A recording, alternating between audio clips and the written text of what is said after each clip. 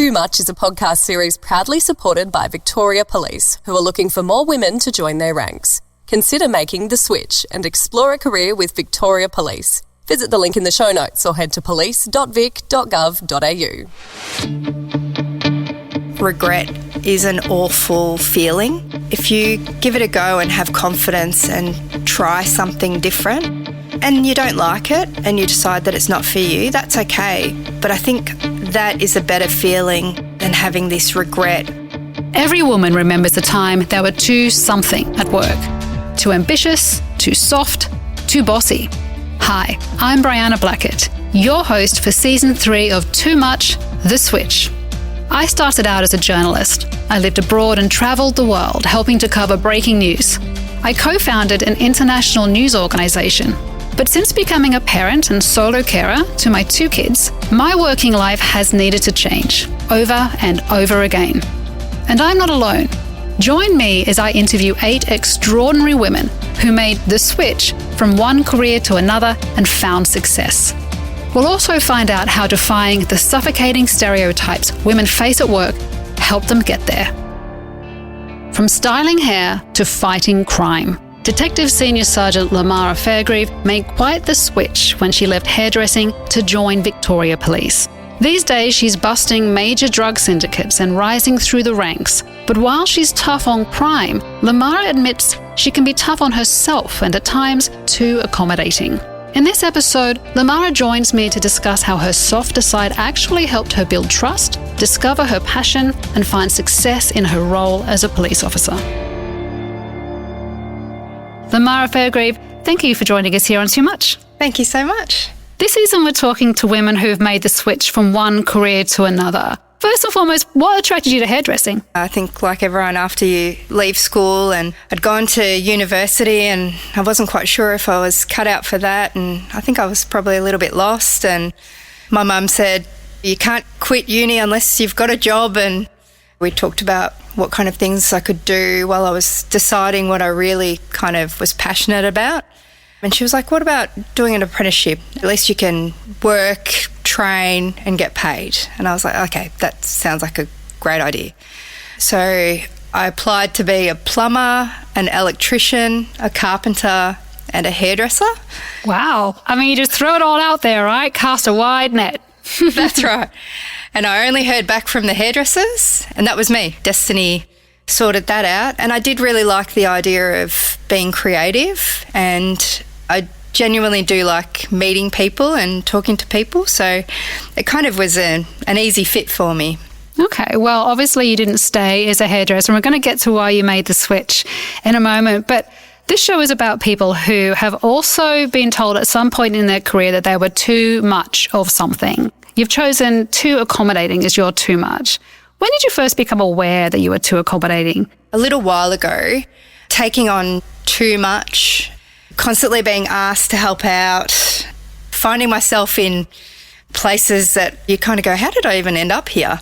And just constantly asked by others to go into areas or to go into work positions that even I was kind of surprised that they would ask. And finding myself in a huge variety of diverse work locations and doing all this different type of work without even understanding how I was even getting there. So you're naturally a people pleaser. So, as a result of that, you said yes to things just to make sure people were happy and ended up in places you never thought you'd be? Yeah, not wanting to disappoint. If someone's, oh, are you able to help out? We really need someone like you to come in, and we just really need your help or your experience, or are you able to just have a look at this? Are you able to just quickly help with this? And saying yes was a no-brainer. Backtracking to your hairdressing career, I mean, that sounded like it was interesting. You seemed to be happy there. What was it that made you want to change from hairdressing to the police service? It was kind of that fork in the road moment as well of, I'd been doing hairdressing for long enough. I'd done everything that I probably could do, and I was starting to get a bit bored. I had a couple of friends who were in the police force, and I used to love listening to their stories. All the women in my family, a lot of them are nurses and in that kind of emergency services already. And I wanted to do something where I felt like I had some sort of purpose and really meaningful. And I guess to be fair as well, you want that job security. You want to be trained and educated and also paid to be able to do a job, but then to know that there's this real diverse ability to move within that kind of organisation, but then still feel like you're protected because you have that job security. My mum was a single parent, so I think you always have it in the back of your mind that you have to protect yourself and your livelihood and your home to make sure that you have that kind of real security in life. And friends made it sound very, very interesting and fun, and just sounded amazing to me. And I just thought, for sure, this is something that maybe I'll try. Maybe I'll just, maybe I'll give it a go now. Maybe I'll try and I'll put in, but I don't think I'll be successful. But at least if I try and rule it out, then I'll have tried and done it. Did people think you were crazy, or did people think, you know what, that makes sense, Leemara, do it? Probably a little bit of both. I think my family and friends predominantly were, very, very supportive, and also kind of went, I can't see you doing it, but I can. It was that thing of going, you're not the strongest person in the world or the tallest person in the world, but you would probably be able to talk yourself out of really bad situations and befriend people. So, I could see how that you might do all right with that.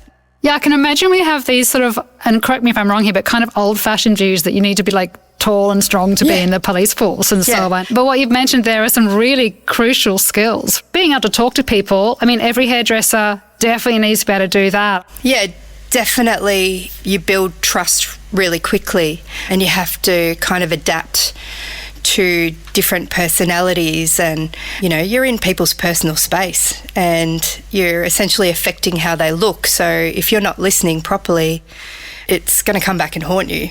And I think that was a huge, and still is a huge part of, I guess, who I am and how I work.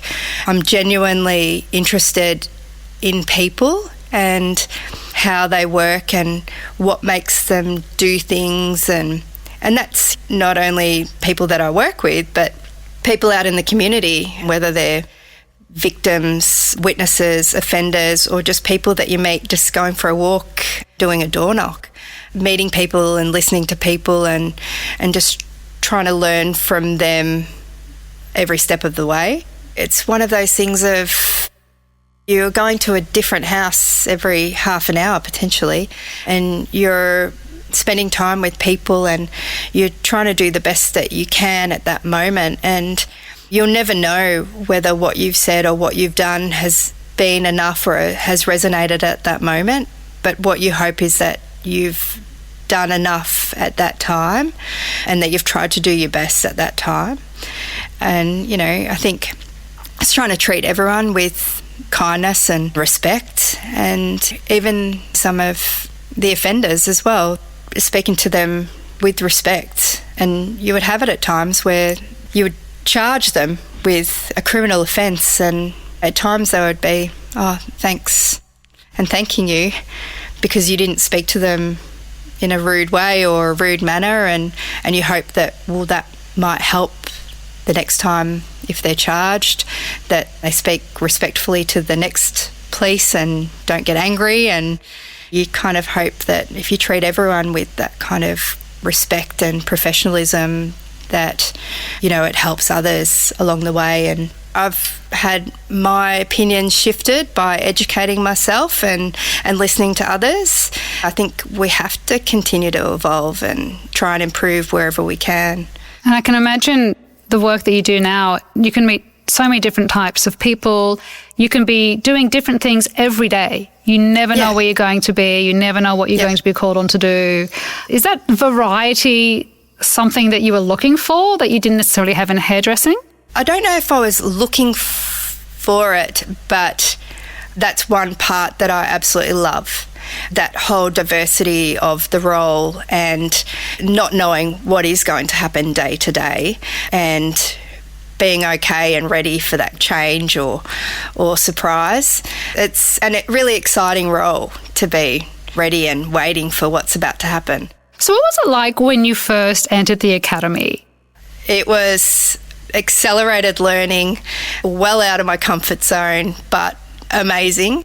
You're learning all about your various law, how to enact all of the law, all your processes, your guidelines, your legislation, all of that. We had a double squad, and I was pretty lucky because we had almost 50-50 men and women, and there was people from all different places, and they were so interesting. We were a real mixed group, and it was really quick friendship under pressure with exams, and none of us wanting to fail and none of us wanting to do badly and trying to help each other. And it was a really good feeling of camaraderie. You just have this real connection.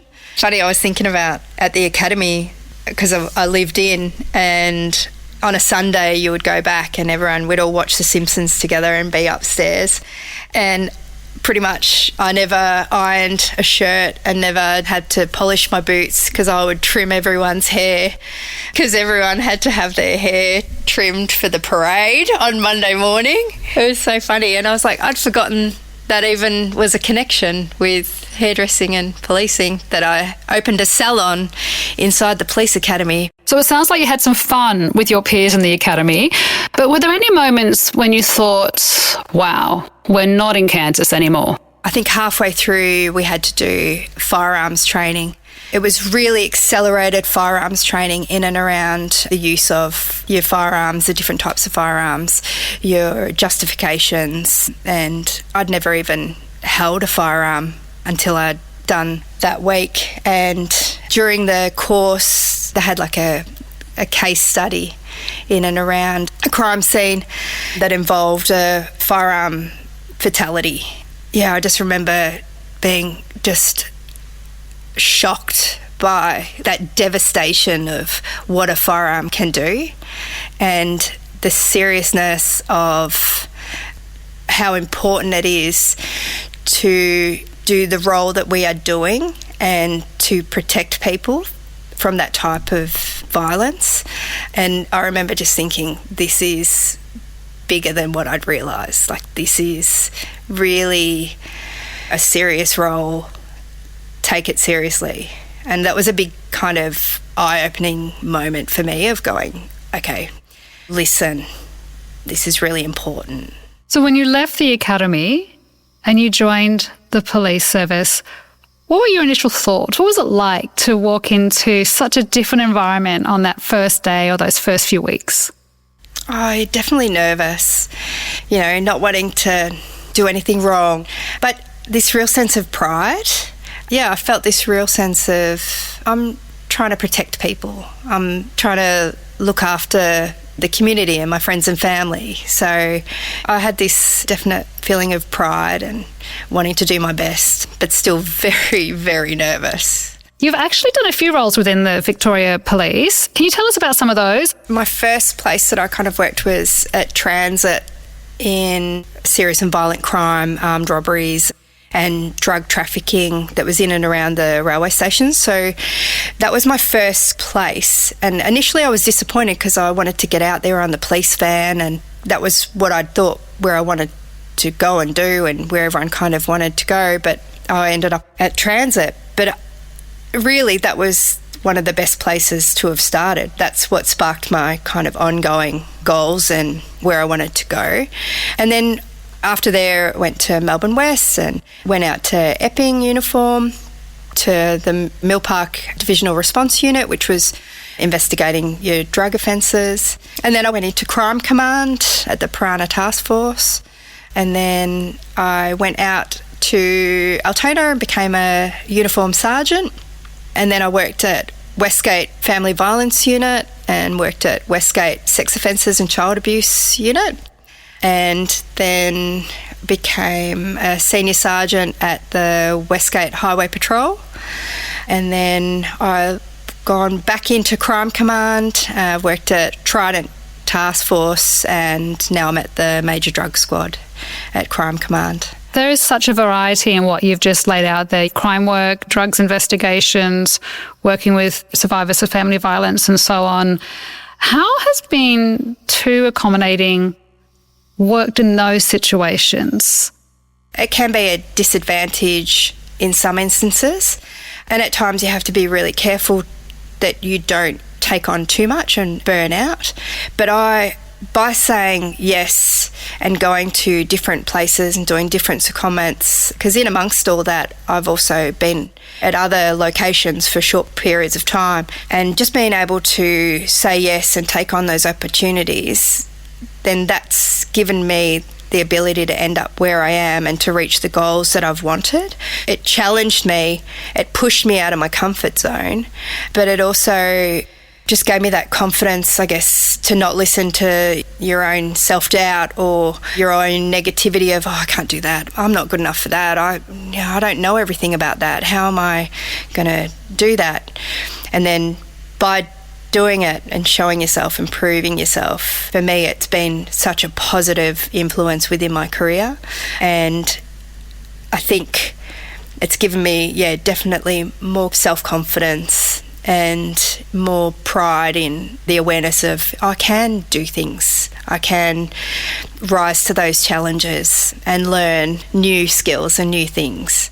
Can you share a moment from your career in policing that stands out as being especially uncomfortable for you? There's definitely been a few awkward moments when I was back in uniform. I remember climbing through a window to do a welfare check, and I got stuck because the pants had no give in them. They were almost like plastic pants, and they had no give. And I literally got stuck halfway through this window, and I was by myself, and I had to literally almost shove myself through this window. I could barely move. I was like, if anyone saw that, they'd just be like, what is that woman doing? Let's call the police. Oh, that's them. You took a rather unconventional path to joining the police. Does that mean that you possibly had to battle some of that imposter syndrome once you'd arrived? I still struggle with that. You can be in a meeting and still sit there and think, have I got enough to say?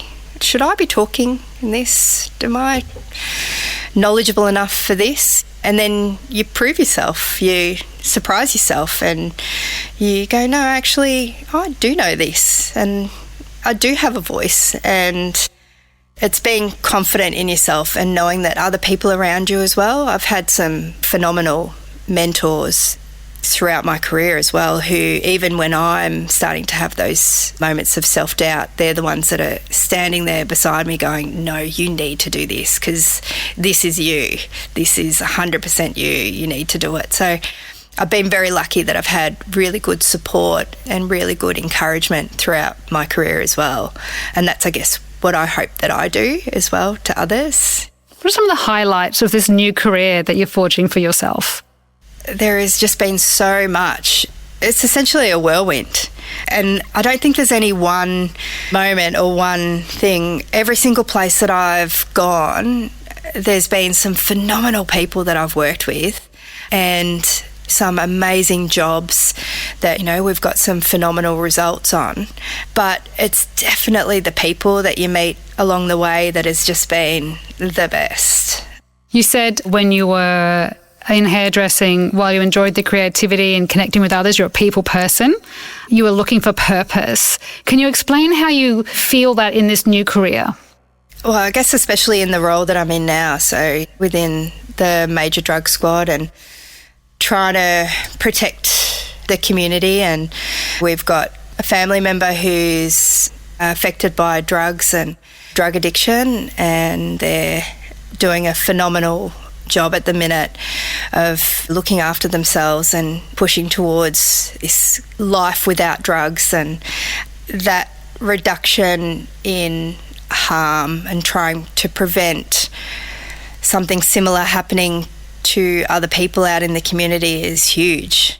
And seeing it firsthand as well, of not just within the police force but seeing it from a personal level too. I think the important work that my office does in trying to prevent that kind of community harm just resonates with me twofold now. So for women who are considering a major career change now, possibly thinking of making a really big switch like you did from one industry to another, what would you say to them? What do they need to be prepared for? What advice would you give? I think having confidence in yourself, huge change in career can just change the whole outlook of life, and regret is an awful feeling. If you give it a go and have confidence and try something different and you don't like it and you decide that it's not for you, that's okay. But I think that is a better feeling than having this regret or what if or longing, because that's a harder, I think, emotion or a harder thing to deal with for longevity. Yeah, definitely. The regret of not doing something you later wish you had of, I think, is hard to let go. And I've had an amazing career so far, and it's so exciting. And it literally was from one simple change has opened to all these other possibilities and changed who I am. That's incredible, Leemara. Thank you so much for joining us. It's been such a pleasure to have you on the show today. Oh, thank you. Next time on Too Much, Kate Reed, an aerospace engineer turned multi-million-dollar croissanterie founder, on being too lucky. Formula One is an extreme sport in a way. And even just through the sound of the car ripping through you, it was physical and it was visceral, and it felt like the start of an addiction. It was hard to admit that it wasn't working out. Too Much is a podcast series proudly supported by Victoria Police, who are looking for more women to join their ranks. Consider making the switch and explore a career with Victoria Police. Visit the link in the show notes or head to police.vic.gov.au.